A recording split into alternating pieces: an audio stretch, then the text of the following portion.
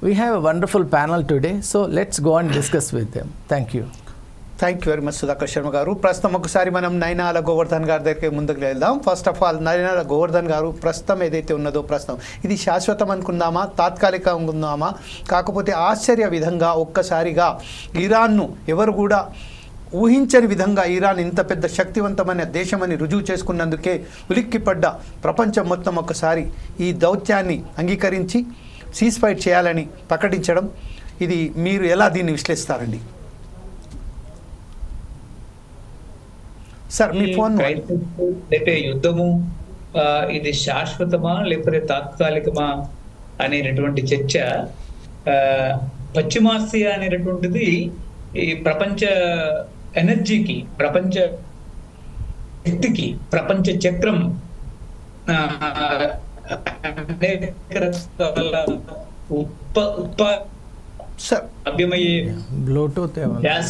మీరు Bluetooth use చేస్తున్నట్టుంది sir. మీ Bluetooth తీసేసి direct ఫోన్లో మాట్లాడండి సార్, ఎందుకంటే బ్లూటూత్తోని ఇబ్బంది అవుతుంది మీ వాయిస్ వినడానికి.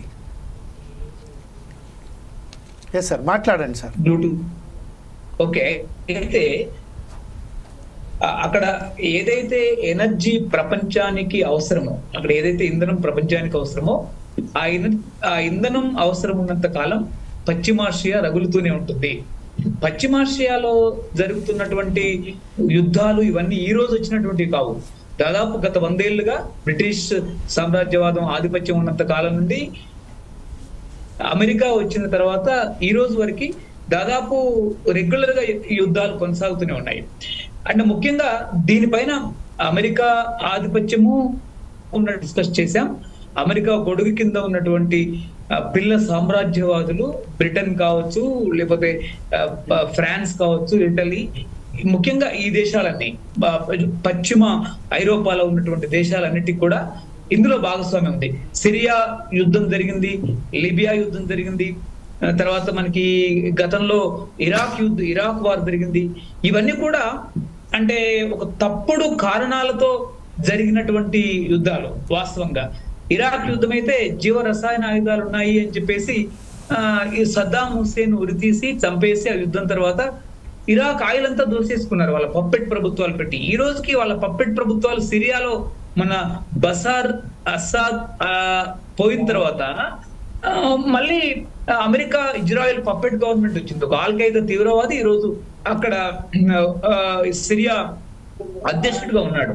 కాబట్టి పశ్చిమాసియాలో యుద్ధాలు ఆగడము, ఇజ్రాయెల్ ఇరాక్ మధ్య యుద్ధం ఆగడము తాత్కాలికమా శాశ్వతమా అంటే అక్కడ ఆయిల్ పైన వీళ్ళందరికీ కూడా పూర్తి స్థాయి ఆధిపత్యం కొరకు, దాన్ని దోచుకోవడం కొరకు జరుగుతున్నటువంటి యుద్ధాలు. ఇది అత్యంత కీలకమైనటువంటి విషయం.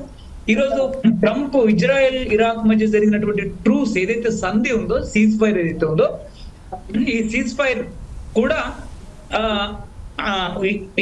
ఇరాన్ చేపట్టినటువంటి న్యూక్లియర్ ఎన్రిచ్మెంట్, అది వాస్తవంగా న్యూక్లియర్ బాంబ్స్ కొరకు కాదు. అది ఆల్రెడీ ఇప్పుడు నిన్నటి వరకు ఐరోపా అగ్రిమెంట్ లో ఉంది, ఒబామా అగ్రిమెంట్ లో ఉన్నాడు.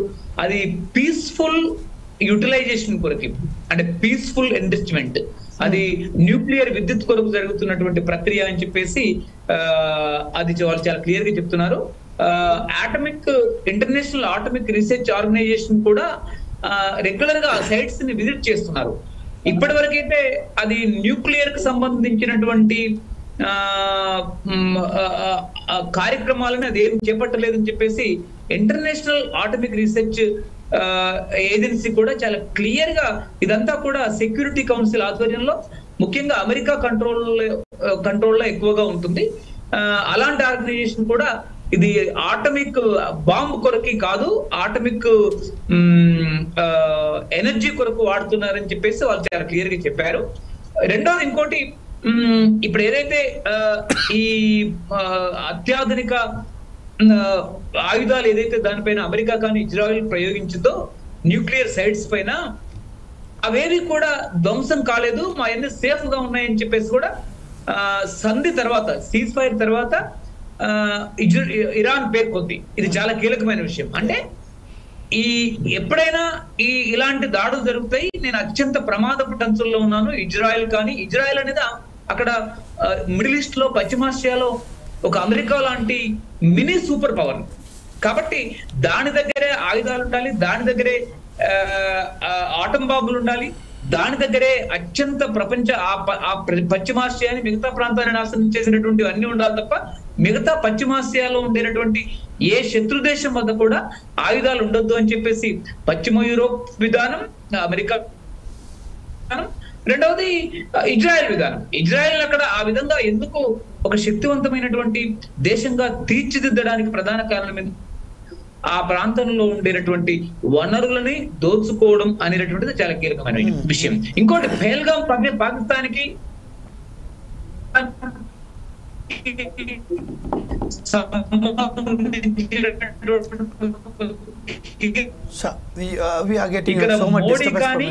కానీ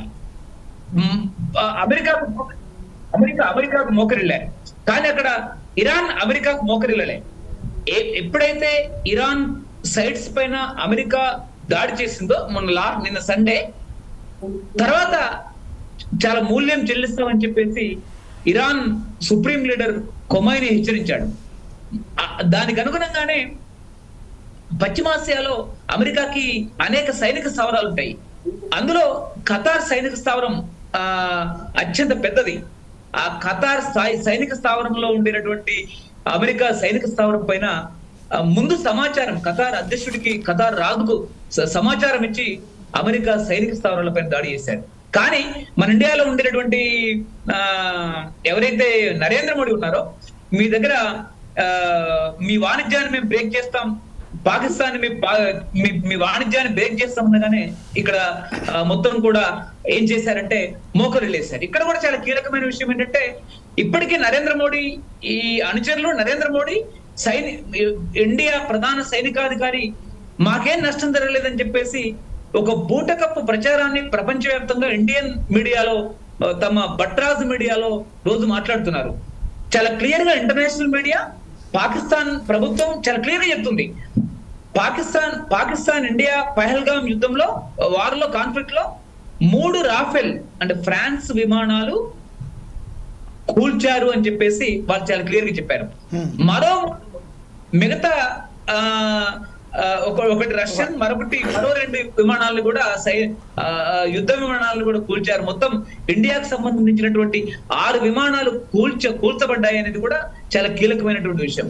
రెండోది సింగపూర్ లో జరిగినటువంటి షాంగ్రిలా డైలాగ్ అంటే ఇంటర్నేషనల్ గ్లోబల్ ఆర్డర్ లో రెగ్యులర్ గా వస్తున్నటువంటి మార్పుల గురించి డిస్కషన్ చేస్తుంటారు. అలాంటి డిస్కషన్ ఒకటి సింగపూర్ లో జరుగుతుంది. అలాంటి సింగపూర్ షాంగ్రిలా డైలాగ్ కి ఇండియన్ ఆర్మీ చీఫ్ వెళ్ళి మా యుద్ధ విమానాలు కూలినాయి, కానీ ఎన్ని కూలినాయి అని చెప్పేసి నేను ఇప్పుడు చెప్పను అని చెప్పేసి ఆ షాంగ్రిలా డైలాగ్ లో మొన్న ఇటీవల చెప్పారు. ఇది చాలా కీలకమైన విషయం. అంటే ఇరాన్ యొక్క ఆత్మగౌరవానికి అమెరికా లాంటి దేశం పైన ఒక మహత్తర సూపర్ పవర్ పైన